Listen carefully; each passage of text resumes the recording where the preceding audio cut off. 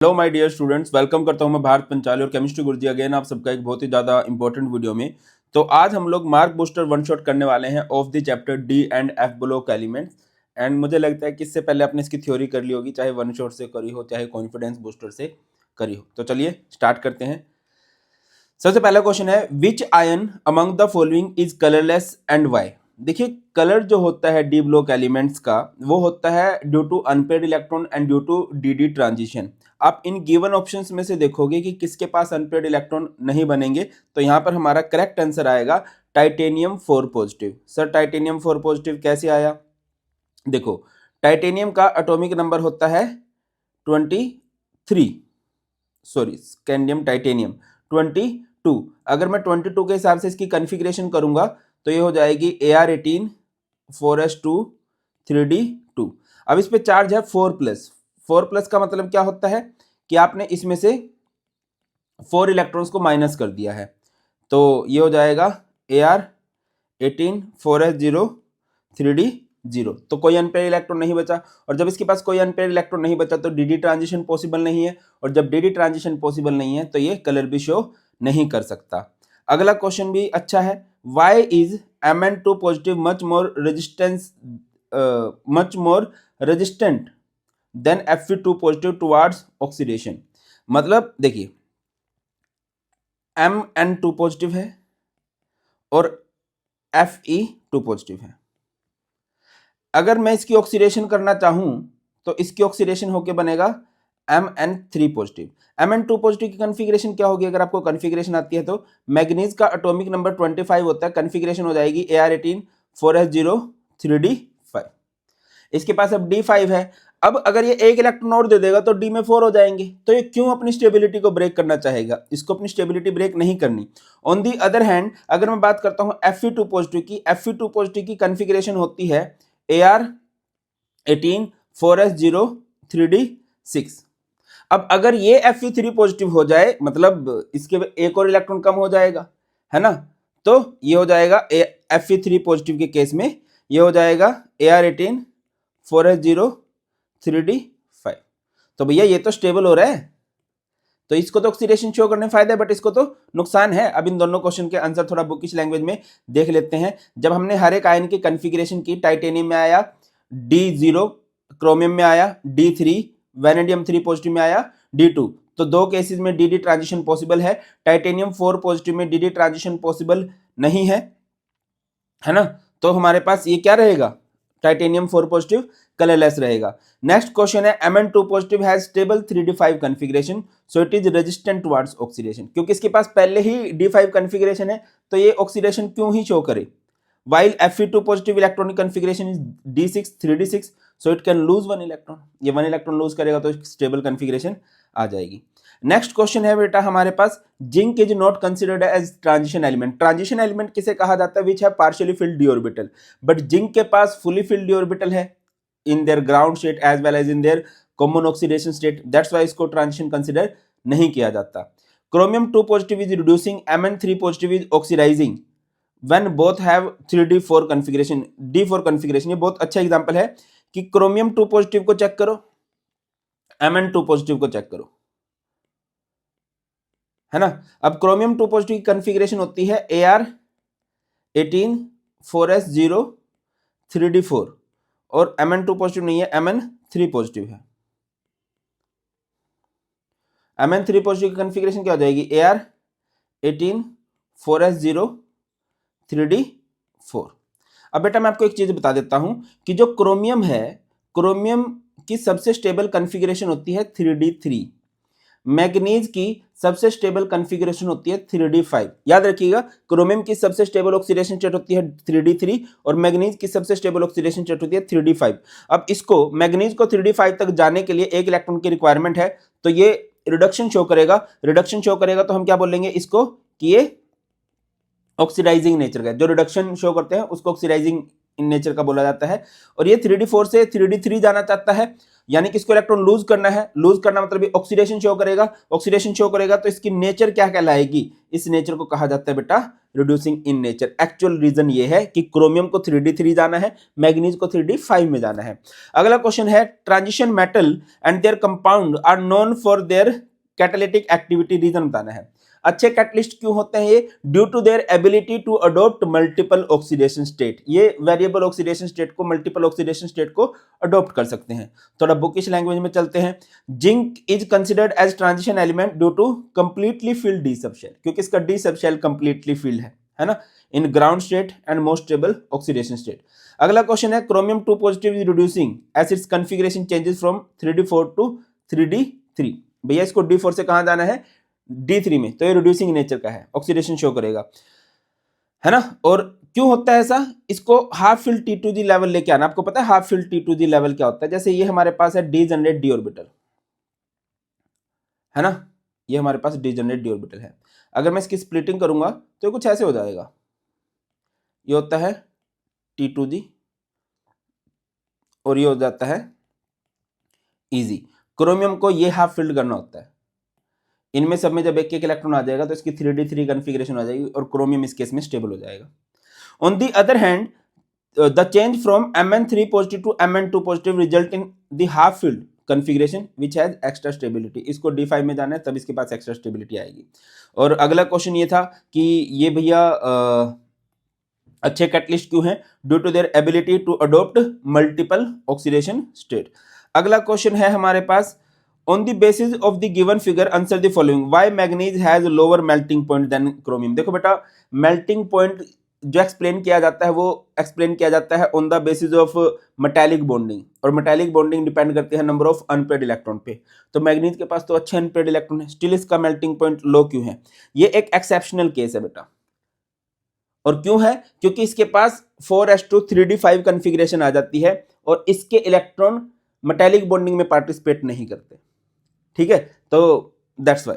अगला है why do transition metal of 3d series have lower melting point as compare to 4d series. देखो बेटा, ये हमारे पास 3d सीरीज है, ये हमारे पास 4d सीरीज है, ये 5d सीरीज है। 3d सीरीज से ज्यादा मेल्टिंग पॉइंट है 4d का, 4d से ज्यादा मेल्टिंग पॉइंट है 5d का। ऑब्वियस सी बात है, मेल्टिंग पॉइंट डिपेंड करेगा स्ट्रेंथ ऑफ मेटालिक बॉन्ड पे। 4d एंड 5d सीरीज के एलिमेंट जो है अच्छे वाला मेटालिक बॉन्ड बनाते हैं, आप लिख सकते हो कि स्ट्रॉन्ग मेटालिक बॉन्ड बनाते हैं। अगला है next question, in the third transition series identify and name the metal with the highest melting point. किसका मेल्टिंग पॉइंट हाईएस्ट होगा भैया? यहाँ पर सबसे हाईएस्ट मेल्टिंग पॉइंट होने वाला है W बोले तो टंगस्टन का। क्लियर है? अब देखिए, यही हर एक पॉइंट को एक्सप्लेन किया है हम लोगों ने। Melting point depend upon the number of unpaired electron. On increasing the number of unpaired electron, melting point increases. As we know the electronic configuration of manganese and chromium is this, the number of unpaired electrons are higher in chromium, therefore chromium, ये कोई question नहीं है। Chromium, अच्छा chromium का higher क्यों है भैया? इसके पास ज्यादा अनपेड इलेक्ट्रॉन है। बाकी इसके एक्चुअल रीजन बेटा जो मैंने बताया था, शायद मैंने क्वेश्चन पूरा नहीं पढ़ा। मैग्नीज में क्या हो जाती है? एक्स्ट्रा स्टेबल कॉन्फ़िगरेशन हो जाती है। क्रोमियम इस कॉन्फ़िगरेशन में ज्यादा स्टेबल नहीं है, वो 3d3 में ज्यादा स्टेबल होगा। बाकी अगर अनपेड इलेक्ट्रॉन देखें तो इसके पास 6 है और इसके पास 5 है। अगला है there is much more frequent metal metal bonding, more frequent metal metal bonding in the compounds of heavy transition metal 4d and 5d series. 4d and 5d series के एलिमेंट में ज्यादा फ्रीक्वेंट मेटालिक बॉन्डिंग होगी और इसी वजह से उनका melting point high होगा। और किस एलिमेंट का मेल्टिंग पॉइंट सबसे ज्यादा है बेटा? वो है टंगस्टन। अगला क्वेश्चन है हमारे पास, Ti4 is more stable then Ti2 and Ti3। भैया स्टेबिलिटी का आंसर जब भी आएगा 99% on the basis of configuration आएगा। अब Ti4 पॉजिटिव पे आ जाओ। Ti4 पॉजिटिव जिसका एटॉमिक नंबर क्या है? 22 है। इसके हिसाब से अगर मैं इसकी कॉन्फ़िगरेशन करूंगा तो इसकी कॉन्फ़िगरेशन बनेगी Ar18 4s0 3d0। अब आपको दिखाई दे रहा है कि भाई इसके पास तो एक नोबल गैस की कॉन्फ़िगरेशन आ गई है, तो इसके पास एक्स्ट्रा स्टेबिलिटी आ गई है। अगला क्वेश्चन है, in case of transition element ion of the same charge in a given series show progressive decrease in radius with increasing atomic number. भैया देखिए, जो 3d सीरीज है इनकी सबसे स्टेबल ऑक्सीडेशन स्टेट होती है +2, मतलब सब पे अगर +2 चार्ज लगा दूं मैं 3d सीरीज के एलिमेंट पे तो उनका साइज कंटिन्यूअसली डिक्रीज करता जाएगा। ऐसा क्यों है? क्योंकि हर स्टेप पे न्यूक्लियर चार्ज बढ़ रहा है, इफेक्टिव न्यूक्लियर चार्ज बढ़ेगा। न्यूक्लियर चार्ज बढ़ेगा तो बेटा वो इलेक्ट्रॉन्स को अपनी तरफ खींचेगा, और जब वो इलेक्ट्रॉन्स को अपनी तरफ खींचेगा तो साइज कंटिन्यूअसली डिक्रीज करेगा।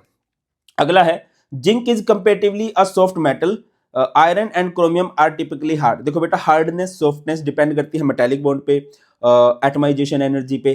तो जिंक के पास तो कोई अनपेयर्ड इलेक्ट्रॉन नहीं है, तो इसका मेटालिक बॉन्ड स्ट्रॉन्ग है, एटमाइजेशन एनर्जी लो है।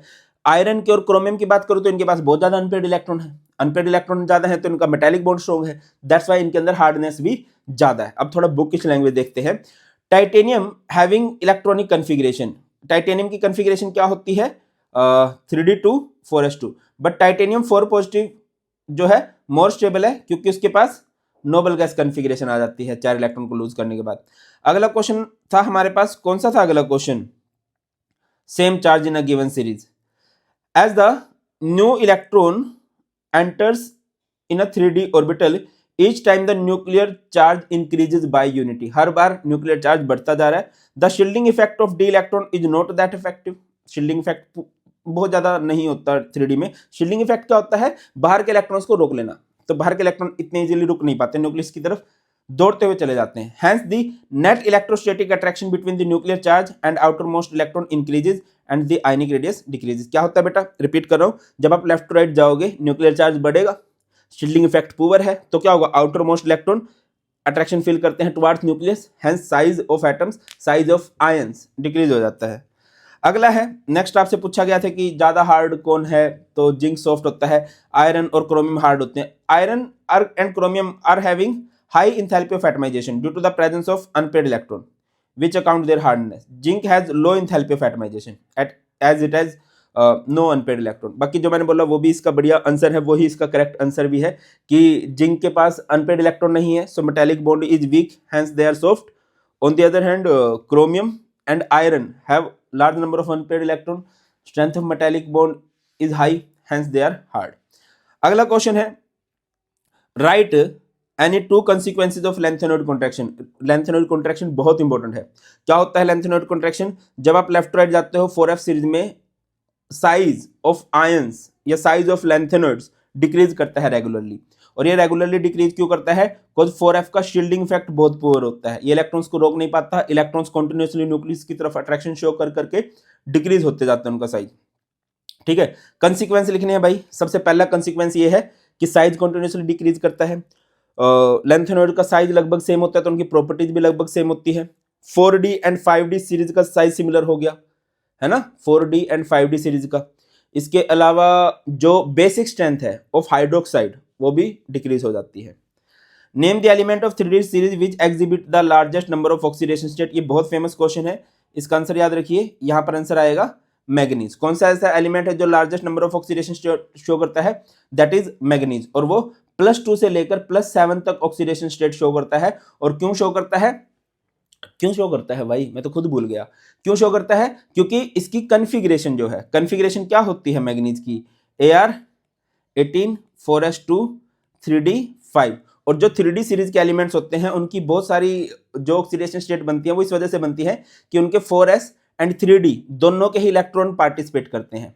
और क्यों पार्टिसिपेट करते हैं, क्योंकि इनके बीच में एनर्जी गैप बहुत लेस है, due to the participation of 4s and 3d electrons in bonding, due to their less energy gap. ये दोनों पार्टिसिपेट करेंगे, एनर्जी गैप बहुत लेस है, दैट्स वाई ये वेरिएबल ऑक्सीडेशन स्टेट शो करते हैं। अब लेंथेनॉइड कॉन्ट्रैक्शन के कंसिक्वेंसेस की बात कर लेते हैं। There is a regular decrease in ionic radii, ठीक है, due to lanthanoid contraction second and third row of transition element are quite close in their properties, size similar हो जाता है उनका। लेफ्ट राइट जाते हुए बेसिक स्ट्रेंथ घटती है। अगली बात क्या होती है, उनकी प्रॉपर्टी सिमिलर हो जाती है लेंथेनॉइड्स की। अगला है manganese exhibit the largest number of oxidation state, कौन सी +2 से लेकर +7 तक शो करती हैं, ठीक है, और क्यों शो करती हैं, इसकी कन्फिग्रेशन की वजह से। नेक्स्ट क्वेश्चन है, copper doesn't displace hydrogen from acids. देखिए हाइड्रोजन को रिप्लेस वही कर सकता है एसिड से जिसका स्टैंडर्ड रिडक्शन पोटेंशियल नेगेटिव हो। कॉपर का स्टैंडर्ड रिडक्शन पोटेंशियल पॉजिटिव है, ये लेस एक्टिव है, ठीक है। Transition metal and their most of their compound show paramagnetic behaviour. Paramagnetic behaviour क्या होता है कि अट्रैक्शन शो करनी है टुवर्ड्स मैग्नेटिक फील्ड, और वो वही शो करता है जिसके पास अनपेड इलेक्ट्रॉन हो। Most of the transition elements के पास अनपेड इलेक्ट्रॉन होते हैं, दैट्स वाई वो क्या शो करते हैं अभी, पैरामैग्नेटिक बिहेवियर शो करते हैं। Zinc, cadmium, mercury are soft metal. Softness, hardness मैंने बता दिया है। अनपेड इलेक्ट्रॉन देखे जाएंगे, इनके पास अनपेड इलेक्ट्रॉन नहीं होते हैं, मेटालिक बॉन्ड वीक होता है, that's why they are soft. Bookish language देख लेते हैं। Copper shows E nought positive value, इसका स्टैंडर्ड इलेक्ट्रोड पोटेंशियल क्या है, पॉजिटिव है। कॉपर इज लेस रिएक्टिव, ये लेस रिएक्टिव है और इसी वजह से ये हाइड्रोजन को रिप्लेस नहीं कर सकता, यही बात बताई गई थी।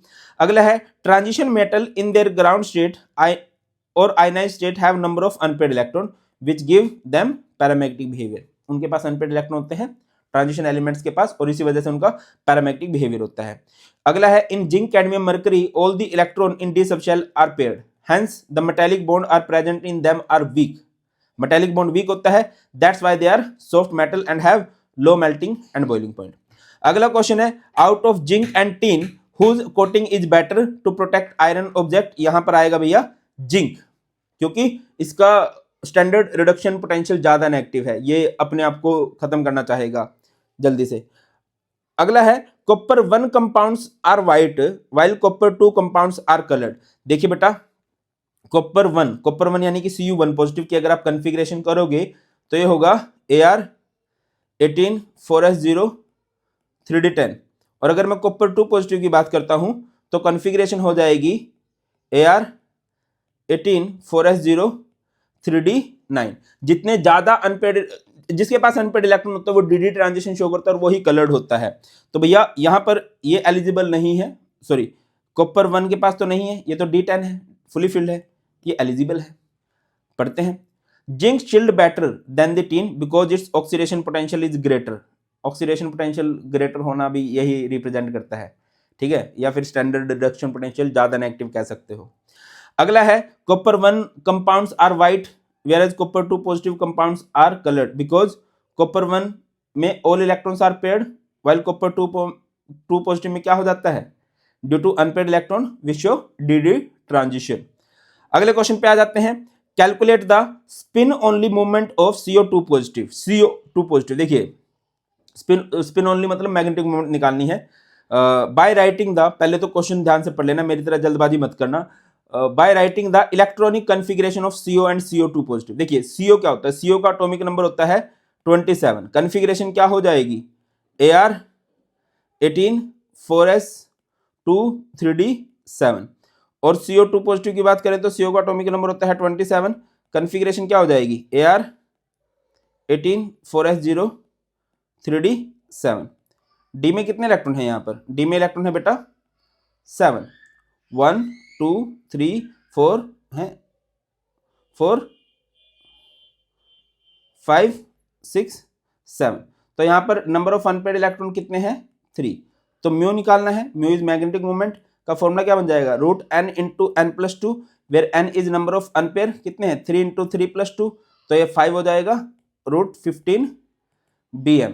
और जितने अनपेड इलेक्ट्रॉन होते हैं उससे एक हाइयर नंबर को मैग्नेटिक मोमेंट अप्रोच कर रही होती है। अगर ये एमसीक्यू की फॉर्म में आ जाए तो देखो इसकी मैग्नेटिक मोमेंट कितनी है, अगर आपको दिखाई दे रही है 3.877 bm।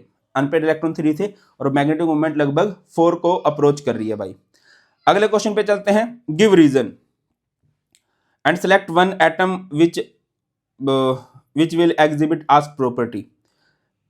डायमैग्नेटिक बिहेवियर कौन शो करेगा, स्कैंडियम 3 पॉजिटिव, क्योंकि इसके पास कोई अनपेड इलेक्ट्रॉन नहीं है। क्रोमियम 3 पॉजिटिव के पास अनपेड इलेक्ट्रॉन तो वो पैरामैग्नेटिक शो करेगा।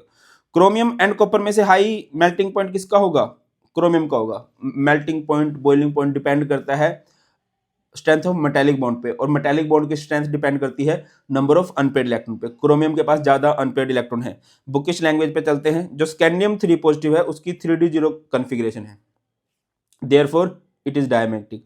क्रोमियम 3 पॉजिटिव में क्या है D3 है, सो इट इज पैरामैग्नेटिक, और पैरामैग्नेटिक क्यों है, due to the presence of unpaired electron. अगले पे आ जाओ, क्रोमियम का मेल्टिंग पॉइंट हाई होगा, क्यों होगा, the metallic bond strength increases. क्यों होता है, क्योंकि इसके पास 5 अनपेयर्ड इलेक्ट्रॉन है, इसका एक्चुअल रीजन यही है। आगे मूव करते हैं, following ions are given, identify the ion which is a strong reducing agent. Reducing agent मतलब जो ऑक्सीडेशन शो करे, ऑक्सीडेशन शो करे मतलब जो इलेक्ट्रॉन को लूज करना चाहता है। बेटा इन गिवन ऑप्शंस में से आएगा chromium 2 positive. Sir chromium 2 positive क्यों है, क्योंकि ये क्रोमियम 3 पॉजिटिव बनना चाहेगा ना, क्रोमियम 3 पॉजिटिव बनना चाहेगा, ये ऑक्सीडेशन शो करना चाहेगा।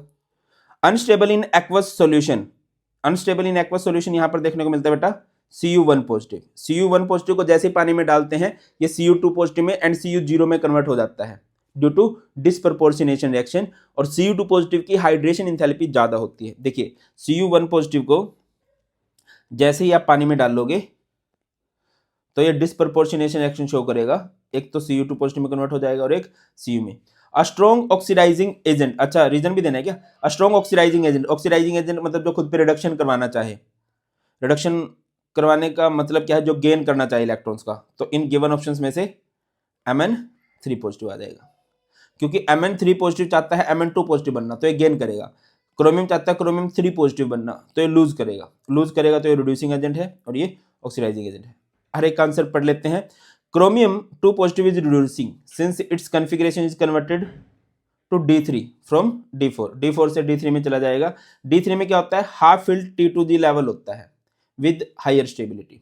कॉपर, और अगर मैं बात करता हूं कि कौन सा अनस्टेबल था, copper 1 positive is unstable in aqueous solution, और ऐसा क्यों होता है, copper 1 positive undergoes disproportionation reaction to form more stable copper 2 positive. देखिए कॉपर 1 पॉजिटिव है, जैसे इसको पानी में डाल दिया कॉपर 2 पॉजिटिव एंड कॉपर में कन्वर्ट हो गया। अगली बात है Mn3 positive is a strong oxidising agent. Mn याद रखिए बेटा, ये ऐसे ही क्वेश्चन बनते हैं। क्यों बनते हैं, because electronic configuration of Mn2 positive is 3d5 which is half field and hence stable. ठीक है ना, Mn3 पॉजिटिव बनना चाहेगा Mn2 पॉजिटिव, क्यों बनना चाहेगा, क्योंकि उस टाइम इसके पास ज्यादा स्टेबल कॉन्फ़िगरेशन हो जाएगी। अगला है Au2 positive is a strong reducing agent. बताओ भाई, कोई भी रिड्यूसिंग एजेंट और ऑक्सीडाइजिंग एजेंट क्यों होगा, सिंपल सी बात है कि वो स्टेबल होना चाहता है। रिड्यूसिंग एजेंट का मतलब है कि ऑक्सीडेशन शो करेगा, और Au2 पॉजिटिव Au3 पॉजिटिव जब बन जाएगा तो ये ज्यादा स्टेबल हो जाता है। Write the formula of an oxo anion of chromium in which it shows the oxidation state equal to its group number. तो क्रोमियम का एक फेमस है क्रोमेटायन,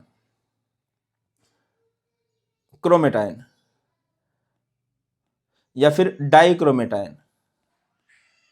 अगर आप इन दोनों में ही क्रोमियम की ऑक्सीडेशन स्टेट निकाल लोगे, जैसे इसमें आप क्रोमियम की ऑक्सीडेशन स्टेट निकाल लोगे, क्रोमियम को x मान लोगे, ऑक्सीजन वेरी नाइस, क्रोमियम को x मान लोगे, ऑक्सीजन 4 है तो -2 चार्ज होता है इज इक्वल टू -2, तो x इज इक्वल टू यहाँ से आ जाएगा 6, ये 4 इंटू -2 -8 उधर जाके प्लस का 8 हो जाएगा, 8 -2 6, जो कि इसका ग्रुप नंबर है। सिमिलरली मैग्नीज में पूछा गया है, मैग्नीज की होती है KMnO4 या कह लीजिए MnO4 नेगेटिव, क्योंकि आपसे पूछा गया है ऑक्सो अनायन, मतलब ऑक्सीजन के साथ जुड़ा हो और इस पे ओवरऑल नेगेटिव चार्ज हो, तो ये होता है MnO4 नेगेटिव पर manganate ion.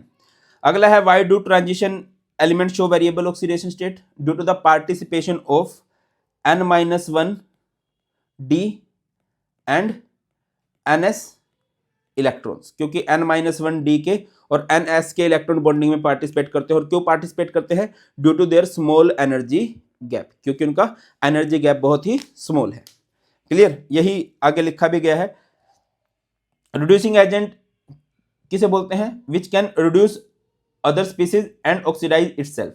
Au2 positive readily changes to the common +3 oxidation state shown by the lengtheners by losing one more electron to get the stable configuration। क्या होगा भैया, by losing one more electron इसके पास stable configuration आ जाएगी। so Cu2 positive is regarded as a strong reducing agent। भैया simple से याद रखना, आपसे कोई पूछ ले ये रिड्यूसिंग एजेंट क्यों है, ये ऑक्सीडाइजिंग एजेंट क्यों है, मोस्टली इसका आंसर यही होगा कि भैया रिड्यूसिंग एजेंट का मतलब होता है कि ऑक्सीडेशन शो करके स्टेबल हो जाता है, रिड्यूसिंग एजेंट का मतलब होता है कि वो ऑक्सीडेशन शो करके स्टेबल हो जाता है, या ऑक्सीडाइजिंग एजेंट का मतलब क्या है कि वो रिडक्शन शो करके स्टेबल हो जाता है, बस इतना सा आंसर रहता है। An oxo anion of chromium हो चुका है, अभी बताया ही था, डाइक्रोमेटायन, मैग्नीज में परमैग्नेट आयन आ जाएगा। ट्रांजिशन एलिमेंट शो करते हैं वेरिएबल ऑक्सीडेशन स्टेट, क्यों, because there is a very small energy difference in N-1D and NS orbital, and electrons of N-1D and NS orbitals takes part, N-1D और NS के जो electrons होते हैं bonding में participate करते हैं, ये रीजन है। अगला है colour in transition series metal compound is generally due to the electronic transition of 2 major types, namely charge transfer transition and DD transition। TiO2 is one of the most efficient photocatalyst material for the degradation of organic dye, कुछ भी है, ये कुछ line से लिखी होती है, उसको ना डर मत जाना यार ये क्या लिखी है, क्वेश्चन पढ़ लेना, क्वेश्चन जनरली इजी होता है, मैंने देखा है। Why zinc two positive salts are white, why zinc two positive salts are white while copper two positive salts are coloured. Simple सी बात है, कलर किस पे डिपेंड करता है, अनपेयर्ड इलेक्ट्रॉन्स पे। जिंक टू पॉजिटिव के पास कोई भी अनपेयर्ड इलेक्ट्रॉन नहीं है। अगर आप जिंक टू पॉजिटिव की कन्फिग्रेशन करोगे, कन्फिग्रेशन क्या हो जाएगी, AR18 4s0 3d10। On the other hand अगर आप कॉपर टू पॉजिटिव की कन्फिग्रेशन करोगे तो क्या हो जाएगी, AR18 4s0 3d9। तो इसके पास अनपेयर्ड इलेक्ट्रॉन है, DD ट्रांजिशन पॉसिबल है, तो ये कलर शो करेगा। इसके पास नहीं है भाई, यही लिखा भी गया है, zinc is not considered as transition element because its d shell is completely filled and hence no DD transition takes place in zinc, whereas copper to positive has partially filled d orbital, so DD transition is possible, therefore zinc to positive soles are white and copper to positive soles are colored। Clear है। आगे ये आपको कुछ दिया गया है, रो number है 1 2 3 है ना, ये फर्स्ट रो के एलिमेंट है, टाइटेनियम वैनेडियम, सेकंड रो के भी कुछ एलिमेंट होंगे। अच्छा ये देखो, why explain why zirconium and hafnium have almost similar atomic radii. बताइए अब इनका रेडियाई सिमिलर क्यों होता है। जिरकोनियम 4D सीरीज का एलिमेंट है, होफनियम 5D सीरीज का एलिमेंट है, या कह लो second transition series, third transition series, और इनका साइज सिमिलर क्यों होता है। बड़ा फेमस क्वेश्चन है ये, इसका सिंपल सा आंसर आता है ड्यू टू लेंथेनॉइड कॉन्ट्रैक्शन। क्यों होता है ऐसा, ड्यू टू लेंथेनॉइड कॉन्ट्रैक्शन। अगले पे चलते हैं, how would you account for the following transition element form coloured compound. देखो होता, इसका सिंपल सा रीजन अगर लिख के आना चाहो, due to the presence of unpaired electron and DD transition, ये इसका सिंपल सा रीजन है। बट अगर इसका प्रॉपर रीजन करना चाहो तो वो एक बार देख लेते हैं, मैं एक एक लाइन को समझा दूंगा। In general transition metal ion have one और मोर अनपेयर्ड इलेक्ट्रॉन। सबसे पहली बात तो इनके पास क्या होती है भैया, अनपेयर्ड इलेक्ट्रॉन होती है। ये हमारे पास डीजनरेट d ऑर्बिटल है, ठीक है, ये हमारे पास अनपेयर्ड इलेक्ट्रॉन है। When visible light fall on a transition complex, metal complex और ion, the unpaired electron in the lower energy d orbital are promoted to their higher energy d orbital. क्या होता है, ये स्प्लिट हो जाता है बेटा, मैं थोड़ा सही बना देता हूं इसको। ये हमारे पास है डीजनरेट d ऑर्बिटल,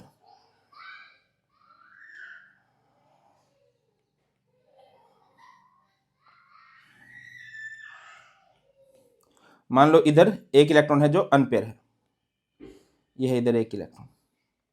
जब इस पे क्या होगा, विजिबल लाइट फॉल करेगी, एनर्जी थोड़ी सी इसके पास आएगी, तो ये इलेक्ट्रॉन प्रमोट हो जाएगा इधर लोअर लेवल से हायर। इस लोअर लेवल को बोला जाता है T2G और हायर लेवल को बोला जाता है EG। क्लियर है। द प्रोसेस इस लोअर लेवल से हायर लेवल में जाने को ही हम लोग क्या बोलते हैं, DD transition. As the energy involved in DD transition is quantized, only a specific wavelength is absorbed। कुछ वेवलेंथ अब्जॉर्ब होगी और बाकी जो होगी वो ट्रांसमिट हो जाएगी, ठीक है। और उसकी वजह से क्या होगा, कॉम्प्लीमेंट्री कलर जो है दिखाई देगा। ये इसका प्रॉपर रीजन है भैया। सबसे पहले हमारे पास क्या है, डी ब्लॉक के एलिमेंट्स हैं, उनके पास अनपेयर्ड इलेक्ट्रॉन है। जब उस पर लाइट फॉल करेगी तो क्या होगा, electron from lower level higher level क्या हो जाएंगे, चले जाएंगे, प्रमोट हो जाएंगे। इसको बोलते हैं DD ट्रांजिशन। तो इसमें क्या होगा, स्पेसिफिक वेवलेंथ को एब्जॉर्ब किया जाएगा और बाकी को क्या कर दिया जाएगा, ट्रांसमिट कर दिया जाएगा, और इसके बाद कॉम्प्लीमेंट्री कलर अपीयर हो जाता है। अब ये कॉम्प्लीमेंट्री कलर क्या होते हैं बेटा, आपने एक वैगन व्हील देखा होगा, इस तरह से व्हील होता है, ठीक है, और इसका शॉर्टकट क्या रखोगे भाई, इसको याद रखने का शॉर्टकट रहता है विबग्योर। आई साइलेंट होता है, विबग्योर। क्या होता है विबग्योर, अगर कोई वॉयलेट लाइट को एब्जॉर्ब करता है तो वो येलो रेडिएशन शो करेगा, ब्लू कलर को एब्जॉर्ब करता है तो वो ऑरेंज कलर शो करेगा। इस तरह से होता है बेटा। अगला है manganese show the highest oxidation state of +7 with oxygen, but the fluorine it shows the highest oxidation state of +4। ये बड़ा फेमस क्वेश्चन आता है कि बताओ भाई क्यों ऑक्सीजन। वैसे तो देखो, ये जो एलिमेंट्स होते हैं ट्रांजिशन एलिमेंट्स, अपनी हाईएस्ट ऑक्सीडेशन स्टेट ऑक्सीजन के साथ और फ्लोरीन के साथ ही शो करते हैं। बट ऑक्सीजन और फ्लोरीन में भी देखा जाए तो ऑक्सीजन के साथ ज्यादा ऑक्सीडेशन स्टेट जाती है इनकी, ऑक्सीजन को ज्यादा इलेक्ट्रॉन देना पसंद करते हैं। इसका प्रॉपर रीजन क्या है, इसका प्रॉपर रीजन ये है बेटा, इसका प्रॉपर रीजन ये है दैट विद ऑक्सीजन, ये हाईएस्ट ऑक्सीडेशन स्टेट इसलिए शो करते हैं because oxygen can form multiple bond whereas fluorine doesn't have the ability to form multiple bond. Fluorine एक बॉन्ड बनाना पसंद करता है एक टाइम में, जो ऑक्सीजन है वो एकदम से दो बॉन्ड बना देता है, तो ज्यादा ऑक्सीडेशन स्टेट तक लेके चला जाता है। अगला है what are transition element, write two characteristics of transition element. किसे कहते हैं transition element? Which have partially filled D orbital in their ground state और कॉमन ऑक्सीडेशन स्टेट। अगली बात आपसे पूछी गई है कि इनके कैरेक्टरिस्टिक्स क्या होंगे? They are coloured, they act as catalyst, they form interstitial compound, they form alloy, है ना, और भी बहुत सारी बातें हो सकती हैं। अलोएज क्या होते हैं? जब सिमिलर साइज के एटम जो हैं इनका साइज सिमिलर होता है, इसलिए इजीली एक दूसरे को रिप्लेस कर सकते हैं। अगला है why do transition element show variable oxidation state in 3D series scandium to zinc, which element show the highest which show the maximum number of oxidation state and why. I think ये question हम already discuss कर चुके हैं। Variable oxidation state क्यों show करते हैं ये? Because the energy of n-1d and ns orbital are similar, और उसकी वजह से क्या होगा? Electrons of n-1d as well as ns orbital takes part in bond formation. Manganese show करता है highest oxidation state, highest number of oxidation state, कहां से कहां तक? +2 से लेकर +7 तक। और ऐसा क्यों करता है वो? क्योंकि उसकी कॉन्फ़िगरेशन ही ऐसी है, 4s2 3d5 कॉन्फ़िगरेशन की वजह से। अगला क्वेश्चन है why do transition element show variable oxidation state. हो चुका है, ये बड़ा फेमस क्वेश्चन है, आई थिंक बार बार देख के आपको समझ में आ गया होगा क्यों शो करते हैं variable oxidation state. Because energy of ns and n-1d orbital is similar, so the electrons of ns and n-1d takes part in bonding. Right two characteristics of transition element हो जाएगा, कलर्ड कंपाउंड बनाते हैं, अच्छे catalyst होते हैं, complex बनाते हैं, alloys बनाते हैं, इंटरस्टिशियल कंपाउंड बनाते हैं। Transition metals are much harder than the alkali metals. Transition metal में क्या होता है? स्ट्रॉन्ग मेटेलिक बॉन्ड होता है, और इनके पास अनपेड इलेक्ट्रॉन होते हैं, तो इनके बीच में कोवेलेंट बॉन्ड भी ज्यादा ही देखने को मिल जाता है। बाकी इसका प्रॉपर रीजन आप स्ट्रॉन्ग मेटेलिक बॉन्ड लिख सकते हो, strong metallic bond due to the presence of large number of unpaired electron. Transition metal and many of their compound act as good catalyst. अच्छे कैटलिस्ट क्यों होते हैं? Due to their ability to adopt multiple oxidation state. हर एक का reason लिख देते हैं। वेरिएबल ऑक्सीडेशन स्टेट क्यों शो करते हैं? Because they can use there ns and n-1d orbital. Two characteristics क्या होते हैं भाई? All the transition elements are metal exhibiting all the characteristics of metal. ये क्या शो करते हैं? वेरिएबल ऑक्सीडेशन स्टेट शो करते हैं। अब हार्ड क्यों होते हैं? इसका रीजन क्या लिखा गया है? हार्ड क्यों होते हैं? In transition element in addition to metallic bonding there is extra covalent bonding. Metallic bond तो होती है, एक्स्ट्रा कोवेलेंट बॉन्ड भी होता है, और इसका रीजन क्या है? Due to the presence of unpaired electron. अगला है अच्छे कैटलिस्ट क्यों होते हैं ये? Because they are capable of exhibiting different oxidation state. Simple बता दिया, their ability to adopt multiple oxidation state. अगला क्वेश्चन है Mn2 positive is more stable than Fe2 positive towards oxidation to +3। Mn2 positive ज्यादा stable है as compare to Fe2 positive.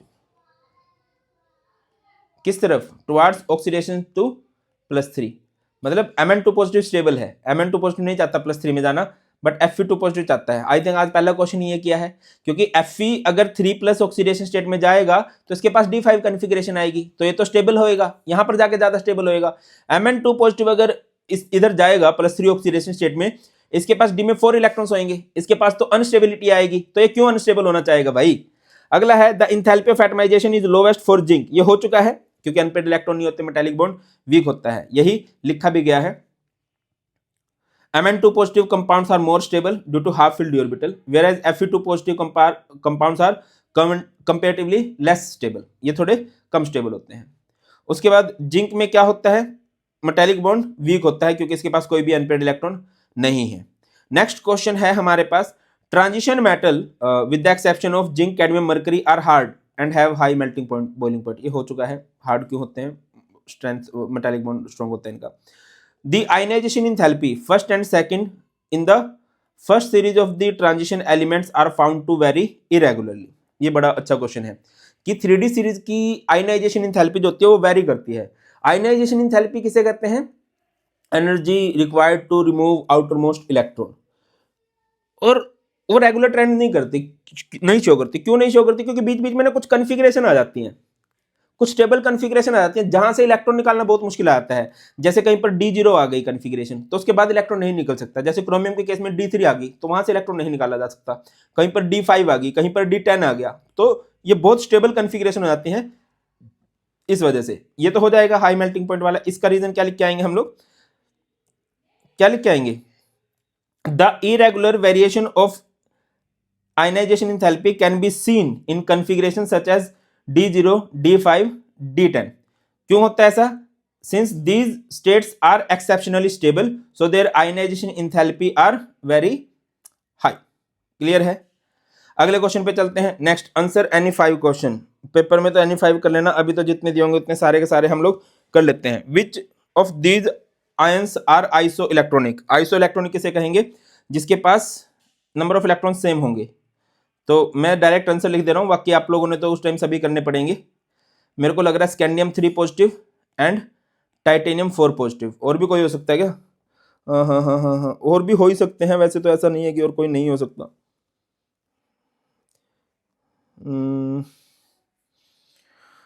अभी के लिए तो यही लग रहे हैं भाई। अगला है, why do scandium 3 positive, titanium 4 positive and zinc 2 positive form colourless aqueous solution? बताइए भाई, कलरलेस क्यों बनाते हैं? No unpaired electron is present. No unpaired electron is present, क्योंकि कोई अनपेड इलेक्ट्रॉन ही प्रेजेंट नहीं है। और जब अनपेड इलेक्ट्रॉन प्रेजेंट नहीं है तो डीडी ट्रांजिशन नहीं हो सकती, और डीडी ट्रांजिशन नहीं हो सकती तो कलर भी शो नहीं करेंगे। Which ion from the list are not transition element and why? Zinc 2 positive जो है वो ट्रांजिशन नहीं है, क्योंकि जिंक 2 पॉजिटिव, अच्छा transition element, which ion from the list is are not transition element and why? Zinc 2 positive transition element नहीं है, क्योंकि इसके पास क्या नहीं होता भाई? पार्शियली फिल्ड डी ऑर्बिटल नहीं होता है। Chromium form 2 types of oxide, chromium 2 positive, chromium 3 positive. Which of them is expected to turn red litmus into blue? भैया आप ये देखो कि रेड लिटमस को ब्लू कौन शो करेगा? जो बेस हो। और बेस क्या करते हैं? बेस वो होते हैं जो डोनेट करते हैं इलेक्ट्रॉन। अब देखो क्रोमियम 2 पॉजिटिव और क्रोमियम 3 पॉजिटिव में से कौन डोनेट करना पसंद करेगा? क्रोमियम 2 पॉजिटिव डोनेट करना चाहता है, क्योंकि इसकी stable oxidation state chromium 3 positive है जब इसके पास D3 कॉन्फ़िगरेशन होती है। अब यही सबके सब में लिखा हुआ, scandium 3 positive, titanium 4 positive are isoelectronic. Colour of coordination compound arise due to DD transition. Scandium 3 positive, titanium 4 positive ions do not have any electron. Zinc 2 positive has fully filled, so DD transition is not possible. Zinc 2 positive ion from the series is not an ion of transition metal. Chromium CRO is expected to turn red litmus into blue as it is basic in nature. बाकी हमने भी सही किया था, Cr2 positive किस में ही आएगा? CrO में ही आएगा। लोअर ऑक्सीडेशन स्टेट में एलिमेंट्स बेसिक होते हैं, हायर ऑक्सीडेशन स्टेट में एलिमेंट एसिडिक होते हैं, क्योंकि लोअर में वो डोनेट कर सकते हैं इलेक्ट्रॉन, हायर में वो सिर्फ एक्सेप्ट कर सकते हैं इलेक्ट्रॉन, ले सकते हैं। और जब सिर्फ ले सकते हैं तो बेटा वो एसिड की तरह बिहेव करते हैं। अगला क्वेश्चन है, arrange the following ions in the increasing order of their magnetic field. अब देख लेना, जिसके पास जितने ज्यादा अनपेड इलेक्ट्रॉन होंगे भाई, सबसे कम तो किसके पास ही होंगे? स्कैंडियम 3 पॉजिटिव के पास। देन किसके पास होंगे? वेनेडियम 4 पॉजिटिव के पास, क्योंकि स्कैंडियम 3 पॉजिटिव के पास 0 अनपेड है। वेनेडियम 4 पॉजिटिव के पास कितने अनपेड इलेक्ट्रॉन आएंगे? 1। और उसके बाद आ जाएगा निकल 2 पॉजिटिव, निकल 2 पॉजिटिव के पास आएंगे 2 अनपेड इलेक्ट्रॉन। और उसके बाद आएगा वेनेडियम 2 पॉजिटिव। अनपेड इलेक्ट्रॉन देख लेना, जितने ज़्यादा अनपेड इलेक्ट्रॉन होंगे उतने ही ज़्यादा मैग्नेटिक मूवमेंट भी होगी। Why are alloys mostly prepared from transition element? अभी बताया था कि ट्रांजिशन एलिमेंट्स में क्या होता है, इनका स्मॉल सिमिलर साइज होता है, एटम इजीली क्या कर सकते हैं? रिप्लेस कर सकते हैं एक दूसरे को, that's why. Which ion can also show a +1 oxidation state? बेटा सबसे कॉमन जो एग्जांपल है +1 ऑक्सीडेशन स्टेट शो करने का वो कॉपर है।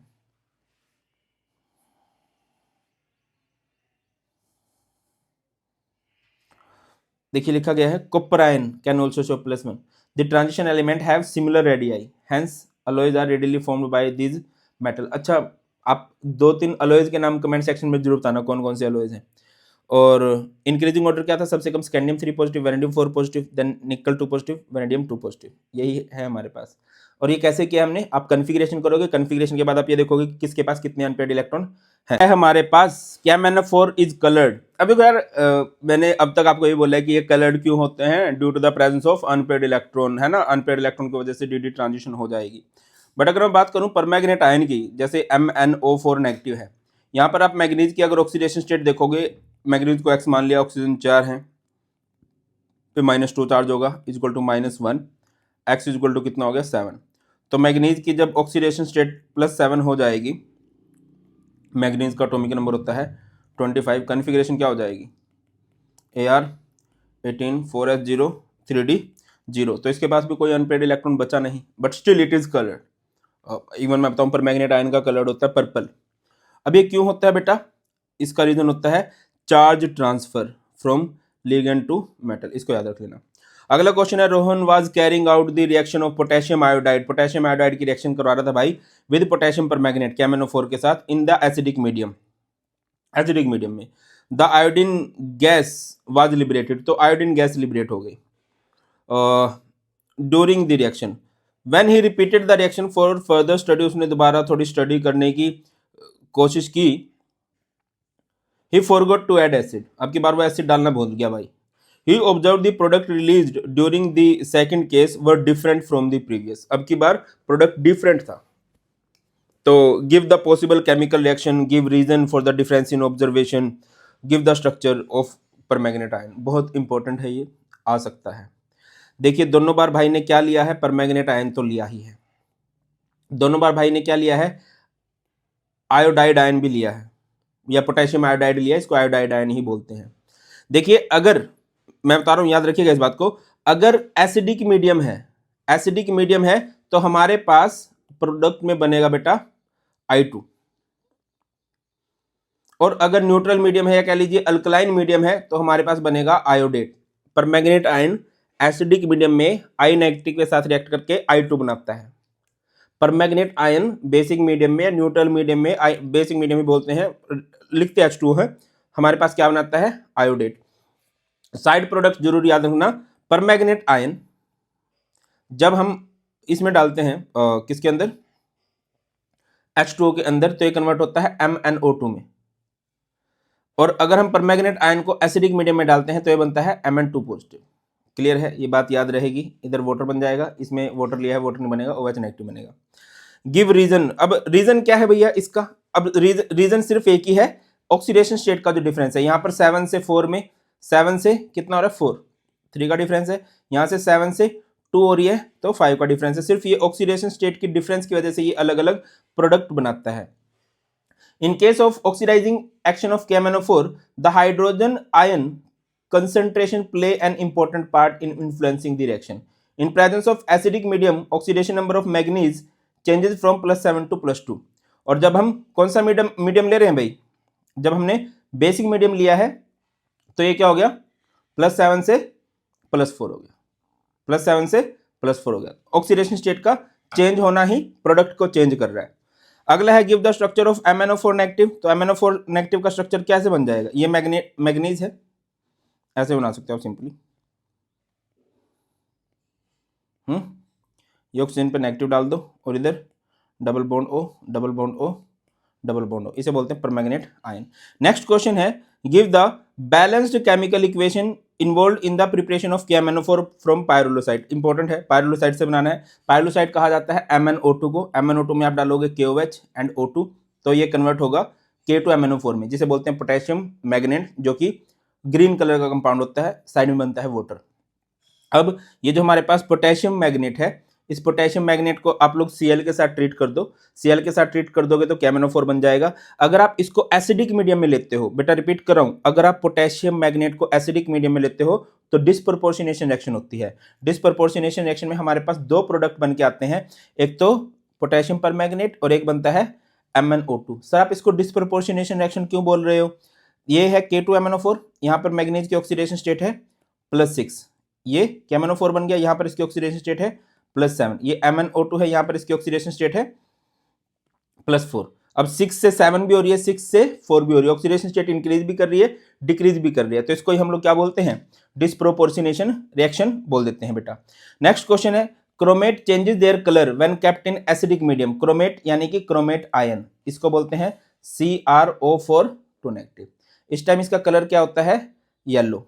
अगर मैं इसको एसिडिक मीडियम में रख दूंगा तो ये हमारे पास बन जाएगा dichromate ion Cr2O7 negative. Balance करने के लिए ऐसे कर सकते हो, और भी कुछ बन जाता है, या फिर ऐसे याद रखो, क्रोमेट आयन किस में कन्वर्ट हो जाता है, क्रोमेट आयन डाइक्रोमेट आयन में कन्वर्ट हो जाता है, और जब ये डाइक्रोमेट आयन में कन्वर्ट हो जाएगा तो इसका कलर चेंज हो जाएगा येलो से ऑरेंज की तरफ, येलो से ऑरेंज की तरफ इसका कलर चेंज हो जाने वाला है। यही लिखा भी गया है, chromate in acidic solution are converted into dichromate and the colour becomes orange. Dichromate ion है और इसका कलर कैसा होता है, ऑरेंज होता है। अगला क्वेश्चन है, when MnO2 is fused with KOH in the presence of KNO3 as an oxidising agent it gives a dark green compound. वो डार्क ग्रीन कंपाउंड क्या होता है, पोटेशियम मैग्नेट होता है ना। जो A है डिस्प्रोपोर्शनेट करता है इन एसिडिक मीडियम में। अभी क्या था, एक पर्पल कंपाउंड बनता है, वो पर्पल कंपाउंड क्या होता है, पोटेशियम परमैग्नेट होता है। An alkaline solution of compound B oxidise Ki2 compound C, whereas an acidified compound of solution of compound B oxidise Ki2D। यहां पर आपको चार बातें की गई हैं, बताना है आपको चार बातों में क्या क्या होगा। सबसे पहले तो भैया हमारे पास MnO2 है जिसको हम पायरोलसाइड बोलते हैं, इसको KOH में डालते हैं, O2 के साथ रखते हैं, तो ये हमारे पास कन्वर्ट हो जाता है K2MnO4 में, जिसको हम बोलते हैं पोटेशियम मैग्नेट। पोटेशियम मैग्नेट को एसिडिक मीडियम में डाल लेंगे तो ये क्या करेगा, ये डिस्प्रोपोर्शनेशन रिएक्शन शो करेगा, एक परमैग्नेट आयन बनाएगा और एक MnO2 बनेगा, ठीक है। और यहाँ पर क्या बन जाएगा, H2O। अगर इसको पूरा लिखते, इसको हम लिख लेते K2MnO4, इसको एसिडिक मीडियम में ले लिया तो एक किस में कन्वर्ट हो जाता भाई, एक तो KMnO4 में, एक किस में कन्वर्ट हो जाता, एक कन्वर्ट हो जाता है ये MnO2 में, एक कन्वर्ट हो जाता वाटर के अंदर, और एक कन्वर्ट हो जाता KCl में, इस तरह से, ठीक है। बैलेंस कर लेते, देख लेते कि यार कितने की बैलेंस हो जाती बाद में। इसके बाद अब ये तो बात वही है कि परमैग्नेट आयन को आपने एक बार तो एसिडिक मीडियम में लिया है, ये परमैग्नेट आयन है, एसिडिक मीडियम है, आई नेगेटिव किस में कन्वर्ट होगा, I2 में। और परमैग्नेट आयन को अगर आपने अल्कलाइन मीडियम में लिया है तो आई नेगेटिव किस में कन्वर्ट होगा, आयोडेट में। ये बेटा बहुत इंपॉर्टेंट है, बनने के चांसेस है। परमैग्नेट आयन बेसिक मीडियम में क्या करता है, आई नेगेटिव को कन्वर्ट करता है आयोडेट में। परमैग्नेट आयन एसिडिक मीडियम में आई नेगेटिव को कन्वर्ट करता है I2 में। अगला है MnO2 है, MnO2 इज पायरोलोसाइड, KOH O2 के साथ क्या करेगा, ये पहला स्टेप है for the preparation of KMnO4, तो इस टाइम ये किस में कन्वर्ट कर देता है, इसको K2MnO4 में, पोटेशियम मैग्नेट में कन्वर्ट कर देता है। नेक्स्ट है Fe2 पॉजिटिव है, MnO4 नेगेटिव है, H पॉजिटिव है। MnO4 नेगेटिव यानी कि परमैग्नेट आयन एसिडिक मीडियम में Fe2 पॉजिटिव को किस में कन्वर्ट करेगा, ये इसको कन्वर्ट कर देगा Fe3 पॉजिटिव में। नेक्स्ट है हमारे पास orange colour of dichromate ion changes to yellow when treated with an alkali. Why, होता क्या है भाई, जब हम डाइक्रोमेट आयन लेते हैं, ये हमारे पास डाइक्रोमेट आयन है, बेसिक मीडियम में ये किस में कन्वर्ट हो जाता है, क्रोमेट आयन के अंदर कन्वर्ट हो जाता है, और क्रोमेट आयन का कलर क्या होता है, येलो। यही लिखा गया है, orange colour of dichromate ion changes to yellow when treated with an alkali due to the formation of chromate ion, क्योंकि इधर क्रोमेट आयन बन गया है। अगला है MnO4 है, एसिडिक मीडियम है, H2 नेगेटिव है, सल्फाइड आयन है, सल्फाइड आयन कन्वर्ट होता है सल्फर में। KMnO4 है, गर्म किया गया, जब इसको गर्म करोगे तो हमारे पास बन जाएगा K2MnO4 MnO2 एंड O2। गर्म करोगे तो K2MnO4 MnO2 एंड O2। तो मिल लगेगा कि ये कौन सी रिएक्शन है, ये रिएक्शन है डिस्प्रोपोर्शनेशन, बट ये डिस्प्रोपोर्शनेशन नहीं है। यहाँ पर आप मैग्नीज की ऑक्सीडेशन स्टेट देखोगे 7 है, यहाँ पर 6 है, यहाँ पर +4 है, तो डिक्रीज ही हो रहा है, ठीक है। आगे मूव करते हैं, when chromite ore FeCr2O4 is fused with NaOH in the presence of air a yellow coloured compound X is obtained. Yellow colour का कंपाउंड यानी कि क्रोमेट बन रहा है इधर, है ना, which on acidification with dilute sulphuric acid a compound Y, compound Y on, अब देखिए येलो यानी कि क्रोमेट आयन को एसिड के साथ ट्रीट करके डाइक्रोमेट बनता है, और डाइक्रोमेट को जब हम KCl के साथ ट्रीट करते हैं तो हमारे पास पोटेशियम डाइक्रोमेट बन जाएगा। आपको एक्स वाई जेड बताना है, तो बेटा ये पूरी की पूरी प्रिपरेशन है किसकी, पोटेशियम डाइक्रोमेट की। तो यहाँ पर हमारे पास फेरोक्रोमेट NaOH के साथ रिएक्शन कराई O2 के साथ, तो सबसे पहले हमारे पास बनेगा sodium chromate with Fe2O3 and water. तो ये हमारे पास सोडियम क्रोमेट है, सोडियम क्रोमेट को एसिडिक मीडियम में लेंगे तो ये क्या हो जाएगा, sodium dichromate and Na2SO4 H2O। जब सोडियम डाइक्रोमेट को हम लोग KCl के साथ ट्रीट करेंगे तो हमारे पास बन के आ जाएगा K2Cr2O7। और ये एक बहुत बढ़िया ऑक्सीडाइजिंग एजेंट है, तो इसका यूज किया जाता है बहुत सारी ऑर्गेनिक रिएक्शन में, इंडस्ट्रीज के अंदर यूज किया जाता है। इसके अलावा न्यूज़पेपर इंडस्ट्री में, लेदर इंडस्ट्री में भी इसका यूज किया जाता है due to its orange colour. अगला क्वेश्चन है, MnO4 नेगेटिव है और वाटर है, वाटर का मतलब क्या है कि मीडियम जो है बेसिक है या फिर न्यूट्रल है। H2O3 2 नेगेटिव है। मैंने आपको बताया था सल्फर और ऑक्सीजन कभी भी आ जाए तो उसकी ऑक्सीडेशन होकर आपको हमेशा सल्फेट आयन ही मिलेगा। देख लीजिए MnO4 नेगेटिव है, पानी में डाला तो किस में कन्वर्ट होगा, MnO2 में, और ये H2O3 नेगेटिव किस में कन्वर्ट हो जाएगा, SO4 2 नेगेटिव में, है ना, और साइड में बनता है OH नेगेटिव। डाइक्रोमेट आयन है, एसिडिक मीडियम में है, डाइक्रोमेट आयन एसिडिक मीडियम में कन्वर्ट होता है एक तो Cr3 पॉजिटिव में, और SN4 पॉजिटिव 2 पॉजिटिव कन्वर्ट होता है SN4 पॉजिटिव। बेटा ऑक्सीडाइजिंग रिएक्शन सिंपल सी तो है, I नेगेटिव कन्वर्ट होता है I2 में, SN2 पॉजिटिव कन्वर्ट होता है SN4 पॉजिटिव में, Fe2 पॉजिटिव कन्वर्ट होता है Fe3 पॉजिटिव में, X नेगेटिव कोई भी है वो कन्वर्ट हो जाता है X2 के अंदर, सल्फाइड आयन है वो कन्वर्ट हो जाता है सल्फर के अंदर, है ना। और क्या ही हो सकता है, जैसे ऑक्सालेट आयन आ जाए तो वो CO2 में कन्वर्ट हो जाता है, सल्फर ऑक्सीजन जैसा कुछ भी आ जाए, जैसे SO3 2 नेगेटिव आ जाए तो वो हो जाता है SO4 2 नेगेटिव में। हाँ, अगर MnO4 है, MnO4 नेगेटिव है, कौन से मीडियम में है, अल्कलाइन मीडियम में है और I नेगेटिव है, इस केस में ये बनता है एक तो MnO2, I नेगेटिव का कन्वर्ट होता है आयोडेट और बाजू में बनता है OH नेगेटिव। चलो याद रखिएगा, ठीक है। चलो भैया, ये है MnO2 पायरोलुसाइट है, KOH है, O2 है, ये क्या है, प्रिपरेशन है किसकी, पोटेशियम मैग्नेट की। यहाँ पर क्या बन जाएगा, K2MnO4।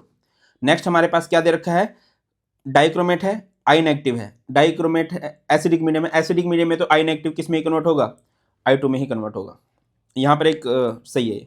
अगला क्वेश्चन है MnO4 negative 6H positive NO2 negative, ये है NO2 नेगेटिव किस में कन्वर्ट होता है, नाइट्रेट आयन के अंदर।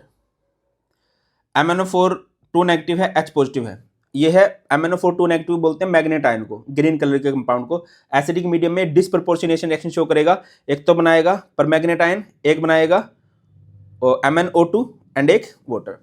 इसके बाद है MnO4 negative 8H positive 5 electron, ये परमैग्नेट आयन की ऑक्सीडाइजिंग प्रॉपर्टी दिखा रहे हैं हम लोग इन एसिडिक मीडियम। तो देखिए MnO4 नेगेटिव, यहाँ पर मैग्नीज की ऑक्सीडेशन स्टेट +7 है, इसकी दूसरी सबसे स्टेबल ऑक्सीडेशन स्टेट Mn+2 है, तो ये कन्वर्ट होता है Mn+2 में, और ये 8 हाइड्रोजन 4 ऑक्सीजन के मिलकर साथ बनाते हैं 4H2O। नेक्स्ट है, आपको प्रिपरेशन करके दिखानी है K2MnO4 की फ्रॉम MnO2। इतनी बार कर ली है भाई, MnO2 ये रहा, MnO2 को किस में डाल देंगे, KOH में, एंड O2 में, तो हमारे पास क्या बन जाएगा, हमारे पास बन जाएगा K2MnO4। इसके बाद है Na2Cr2O7, सोडियम डाइक्रोमेट बनाना है सोडियम क्रोमेट से। तो ये क्या है, ये सबसे पहला स्टेप है जो कि यूज किया जाता है for the preparation of potassium dichromate. Potassium dichromate कैसे बनता है, सबसे पहले स्टेप में सोडियम क्रोमेट से सोडियम डाइक्रोमेट बनाया जाता है। तो ये है हमारे पास सोडियम क्रोमेट Na2CrO4, उसको, अच्छा ये पहला स्टेप नहीं है, ये दूसरा स्टेप है। पहले स्टेप में तो फेरोक्रोमेट से सोडियम क्रोमेट बनती है, दूसरे स्टेप में सोडियम क्रोमेट से सोडियम डाइक्रोमेट बनती है, और तीसरे स्टेप में सोडियम डाइक्रोमेट से पोटेशियम डाइक्रोमेट। पहले स्टेप में फेरोक्रोमेट से बनता है सोडियम क्रोमेट, फिर सोडियम क्रोमेट से बनता है सोडियम डाइक्रोमेट, और सोडियम डाइक्रोमेट से बनता है पोटेशियम डाइक्रोमेट। तो ये है हमारे पास सोडियम क्रोमेट, आप इसको एसिड में डाल दोगे तो ये हो जाएगा sodium dichromate Na2SO4 and water. Next है, why zinc is not regarded as transition element. ये क्वेश्चन हमने बहुत बार कर लिया है, क्यों नहीं जिंक को ट्रांजिशन एलिमेंट कंसीडर किया जाता भाई, क्योंकि इसका डी ऑर्बिटल पार्शियली फिल्ड नहीं है, फुली फिल्ड है। What is lanthanoid contraction, lanthanoid contraction क्या होता है, जब हम लैंथेनॉइड में लेफ्ट राइट जाते हैं उनका साइज continuously डिक्रीज करता है। It is defined as gradually decrease in the atomic and ionic size of lanthanoid with increase in atomic number. इसी को हम लोग क्या बोलते हैं, लैंथेनॉइड कॉन्ट्रैक्शन। और साइज कंटिन्यूअसली क्यों डिक्रीज कर रहा है, रुक क्यों नहीं रहा बीच में कहीं, it is due to the poor shielding effect of 4 f electrons. Due to the increase in nuclear charge valence shell come closer to the nucleus and contraction will takes place. Contraction का मतलब क्या होता है? Contraction का मतलब होता है घटना, कम होना। Why is first ionisation enthalpy of chromium lower than that of zinc. देखिए अगर क्रोमियम की ऑक्सीडेशन स्टेट की बात करता हूं, क्रोमियम है और जिंक है, क्रोमियम का एटॉमिक नंबर 24 है, कॉन्फ़िगरेशन क्या हो जाएगी क्रोमियम की? Ar18 4s1 3d5, और जिंक का एटॉमिक नंबर 30 होता है। ये आयनाइजेशन एंथैल्पी का रीजन इलेक्ट्रॉनिक कॉन्फ़िगरेशन ही है। ये हो जाएगा Ar18 4s2 3d5। पहला इलेक्ट्रॉन निकालना है तो इसके तो इसमें से निकलेगा, ठीक है ना। तो एक d5 कॉन्फ़िगरेशन जो कि स्टेबल होती है, इसके इसमें से निकलेगा। s में के पास 2 इलेक्ट्रॉन है तो ये स्टेबल ही है। तो यही लिखा गया है, देखो यहाँ पर कॉन्फ़िगरेशन दी गई है दोनों की, तो इसका एक इलेक्ट्रॉन यहाँ से निकलेगा और इसका एक इलेक्ट्रॉन यहाँ से। Ionisation energy is the amount of energy required to remove the electron from the orbital. So here when we apply some amount of external energy, chromium easily lose the electron as compared to zinc, that's why ये easily lose कर देगा अपने इस electron को to attain stable configuration, और ये easily lose नहीं करेगा। अगला क्वेश्चन है why are transition element good catalyst। ये कई बार कर चुके हैं हम लोग। क्या होता है भाई? due to their ability to adopt multiple oxidation state, ठीक है। अगला है compound of transition metal are generally coloured, give reason. ऐसा क्यों होता है? क्योंकि उनके पास अनपेयर्ड इलेक्ट्रॉन होते हैं, और अनपेयर्ड इलेक्ट्रॉन की वजह से क्या होता है? डीडी ट्रांजिशन होती है, और डीडी ट्रांजिशन की वजह से ही वो कलर शो करते हैं। Out of KMnO4 and K2MnO4 which one is paramagnetic and why. आप दोनों को देखोगे, अगर मैं KMnO4 को देखूं, बेटा KMnO4 में मैग्नीज की ऑक्सीडेशन स्टेट +7 है, D0 है। अगर मैं K2MnO4 को देखूं, यहां पर मैग्नीज की ऑक्सीडेशन स्टेट +6 है, D में एक इलेक्ट्रॉन है। तो ऑब्वियस ही बात है जिसके पास अनपेयर्ड इलेक्ट्रॉन होगा वो ही पैरामैग्नेटिक होगा। दैट्स वाई यहां पर क्या होगा भाई? K2MnO4 ही क्या होने वाला है? K2MnO4 is paramagnetic as it has 1 unpaired electron. अगला है complete the following reaction. Dichromate ion acidic medium में है। देखिए डाइक्रोमेटाइन अपनी स्टेबल स्टेट में जाएगा जो होती है 2Cr3 positive, and H positive oxygen के साथ मिलकर क्या बना देगा? 7H2। अगले क्वेश्चन पे चलते हैं। Next, E naught value of manganese 3 positive Mn2 positive couple is much more positive than that of Cr3 positive to Cr2 positive couple. अब देखो ना कि Mn3 पॉजिटिव से Mn2 पॉजिटिव, ये कौन सी रिएक्शन है वैसे? ये रिडक्शन है, कोज ऑक्सीडेशन स्टेट डिक्रीज हो रही है। Cr3 पॉजिटिव से Cr2 पॉजिटिव। आप सिंपल समझो कि मैग्नीज अपनी स्टेबल स्टेट में जा रहा है। मैग्नीज की स्टेबल ऑक्सीडेशन स्टेट है +2, जिसमें इसके पास D5 कॉन्फ़िगरेशन आ जाएगी, और क्रोमियम अपने +3 से +2 में जा रहा है, जो कि इसकी एक अनस्टेबल स्टेट है। ऑब्वियसली हर कोई स्टेबल होना चाहेगा, और स्टेबल होना चाहेगा तो वो चेंज पॉजिटिव होगा। तो यही लिखा गया है। Mn3 positive has the outer electronic configuration D4, Mn2 positive have the electronic configuration of D5. Thus the conversion of Mn3 positive to Mn2 positive will be favorable reaction since 3D5 is a very stable configuration. ठीक है। और अब बात करते हैं chromium की। Chromium के case में क्या है भाई? 3D3 से 3D4 हो रहा है, और 3D4 which is not stable. Scandium 3 positive is colourless where Ti3 positive is coloured. भैया कलर का तो एक ही रीजन है, अनपेयर्ड इलेक्ट्रॉन होंगे, जिसके पास अनपेयर्ड इलेक्ट्रॉन होंगे वही होगा कलर। टाइटेनियम 3 पॉजिटिव के पास एक अनपेयर्ड इलेक्ट्रॉन होता है, डीडी ट्रांजिशन हो जाएगी। Actinoid show wide range of oxidation state. क्यों शो करते हैं? वेरिएबल ऑक्सीडेशन स्टेट तभी शो किया जा सकता है अगर बहुत सारे ऑर्बिटल इकट्ठे पार्टिसिपेट करने लग जाए बॉन्डिंग के अंदर। और ऐसा ही है कि जो 5F है, 6D है, 7S है, उनकी कंपेरेबल एनर्जी है, वो सारे के सारे बॉन्डिंग में पार्टिसिपेट करते हैं। All their electrons can take part in bond formation. Write the chemical equation for the preparation of KMnO4 from MnO2। Important है भैया। MnO2 यानी कि पायरोलोसाइट को किस में डाल देंगे? KOH में, एंड O2 के साथ तो हमारे पास बन जाएगा K2MnO4, और बाजू में बनेगा वाटर। जो K2MnO4 है उसको हम एसिड में डाल सकते हैं या फिर Cl2 के साथ ट्रीट कर सकते हैं।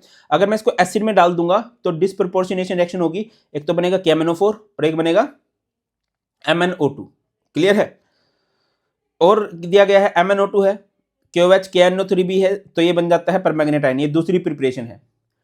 और फिर जो हमारे पास ये मैग्नेट आयन बनता है, इसकी इलेक्ट्रोलिटिक ऑक्सीडेशन करते हैं जब किस मीडियम में? अल्कलाइन मीडियम में तो ये हमारे पास कन्वर्ट हो जाता है MnO4 नेगेटिव में परमैग्नेट आयन में। दो तीन तरह से प्रिपरेशन हो सकती है।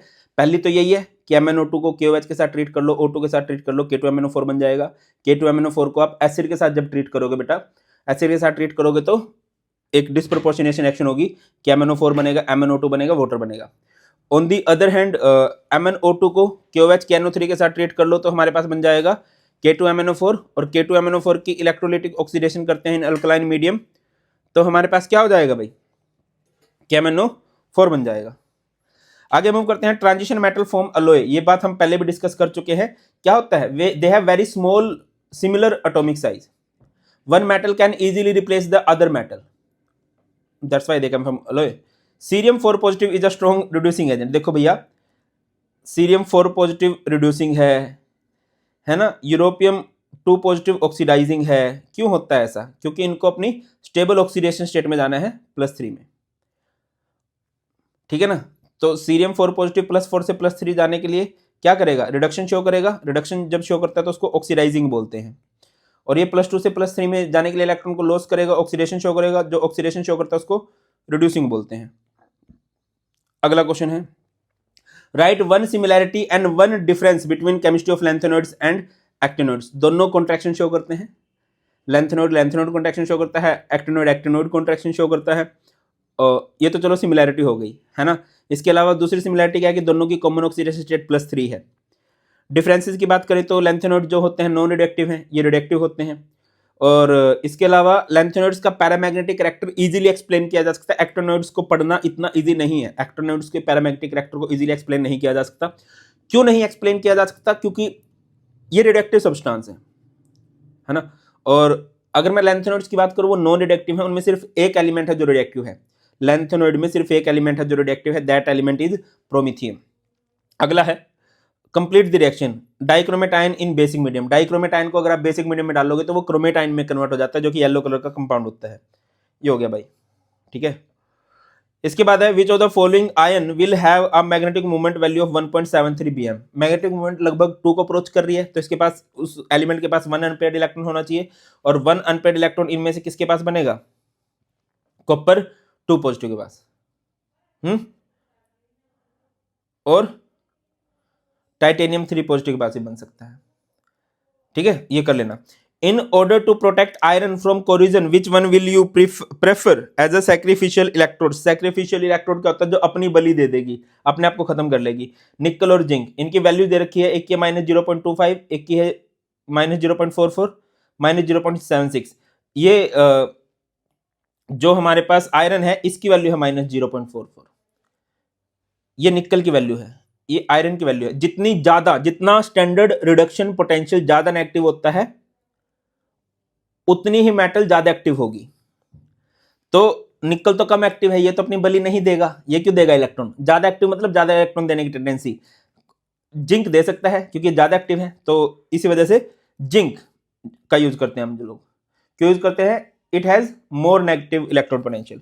अगला है, the second ionisation energy of chromium and manganese are 1592 and 1509 kilojoule per mole respectively. Explain the lower value. बताओ भाई, सेकंड आयनाइजेशन एनर्जी, पहले तो फर्स्ट इलेक्ट्रॉन निकालना होगा। फर्स्ट इलेक्ट्रॉन निकालने के बाद जो कन्फिग्रेशन बन के आती है, मैग्नीज की बन के आती है 3d5 4s1, और क्रोमियम की बन के आती है 3d5।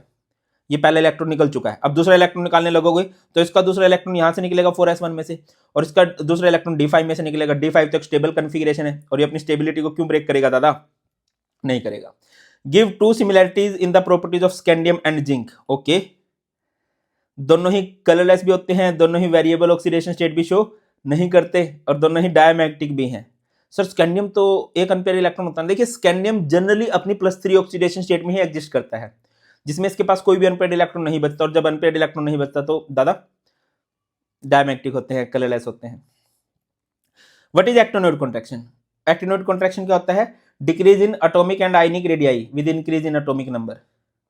What is the oxidation state of chromium in chromatin and dichromatan? Chromatin किसे कहा जाता है, क्रोमेटाइन कहा जाता है CrO4 2 नेगेटिव को। ये है क्रोमेटाइन, और ये है डाइक्रोमेटाइन Cr2O7 2 नेगेटिव। यहाँ पर क्रोमियम को X मान लोगे, ऑक्सीजन 4 है कि ऑक्सीडेशन स्टेट -2, इक्वल टू -2, यहाँ से x इक्वल टू 6 आएगा। इस केस में भी क्रोमियम को आप लोग x मान लोगे, ऑक्सीजन 7 है, -2 इक्वल टू -2, क्रोमियम 2 है तो 2x मानेंगे, और x इक्वल टू यहाँ से भी कितना आएगा, 6 आएगा। दोनों ही केस में क्रोमियम की ऑक्सीडेशन स्टेट +6 है, तो 6 + 6 ही होती है। Write the ionic equation for the reaction of Ki with acidified KMnO4। KMnO4 acidic है तो Ki को कन्वर्ट करेगा I2 में, I नेगेटिव को कन्वर्ट करेगा I2 में। ये हमारे पास I नेगेटिव है और ये हमारे पास क्या हो जाएगा, I2 हो जाएगा। अगला है why are fluorides of transition metal more stable in their higher oxidation state as compare to their lower oxidation state. क्या कह रहा है कि फ्लोराइड ट्रांजिशन मेटल के साथ जुड़ा तो वो ज्यादा स्टेबल है उसकी हायर ऑक्सीडेशन स्टेट में, लोअर ऑक्सीडेशन स्टेट में नहीं। इसका सिंपल आंसर क्या लिख दोगे, high bond enthalpy. Which of one of the following would you feel attraction when placed in magnetic field. भैया जिसके पास अनपेयर्ड इलेक्ट्रॉन होंगे, और यहाँ पर CO2 पॉजिटिव है, CO का एटॉमिक नंबर 27 है। कन्फिग्रेशन क्या हो जाएगी, Ar18 4s2 3d7, 2+ है तो ये 2 इलेक्ट्रॉन यहाँ से माइनस हो जाएंगे, है ना। डी में 7 इलेक्ट्रॉन फिल कर दो, 1 2 3 4 5 6 एंड 7। इसके पास अनपेयर्ड इलेक्ट्रॉन है तो ये पैरामैग्नेटिक इन नेचर होगा। तो भैया यही हैं सारे के सारे question of D and F block elements. इनकी अच्छे से तैयारी कर लेना, और बाकी ये मैं आपको शेयर कर रहा हूँ अभी हमारे टेलीग्राम चैनल पर, जो कि भारत पंचाल सर के नाम से है, उसको भी ज्वाइन कर लेना। ख्याल रखिए, God bless you, please take care.